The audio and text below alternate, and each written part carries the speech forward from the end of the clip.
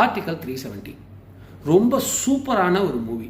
அதாவது நம்ம வரலாற்றை தான் சரியாக தெரிஞ்சுக்கல, அட்லீஸ்ட் நம்ம கண்ணுக்கு முன்னாடி நடந்த நிகழ்ச்சியாவது கொஞ்சம் அப்டேட்டடாக தெரிஞ்சுக்கணும் அப்படிங்கிறதுக்காக இந்த படத்தை பார்க்கணுங்கிறதையும் தாண்டி த்ரில்லிங்காகவும் இந்த படம், ஒரு சினிமாவும் இந்த படம் சூப்பராக இருக்குங்க. கிட்டத்தட்ட நம்ம தமிழ் மூவி தனி ஒருவன் மாதிரி இருக்குது.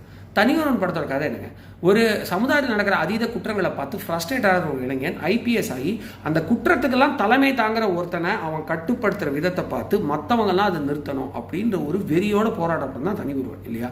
அதே நல்ல லீகலான விஷயங்கள்லாம் நிறைய காமிச்சு எடுத்துகிட்டு போயிருப்பாங்க.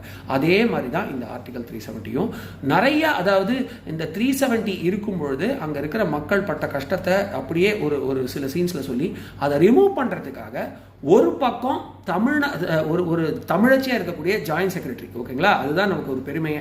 ஒரு தமிழச்சியாக இருக்கக்கூடிய ஜாயின்ட் செக்ரட்டரி அவங்க டீமை, அவங்களுடைய லீகல் டீமை வச்சு இதை எப்படி லீகலாக கொண்டு வர முடியும், ஒரு அழுத்தமாக ஒரு எமர்ஜென்சி போட்டு கொண்டு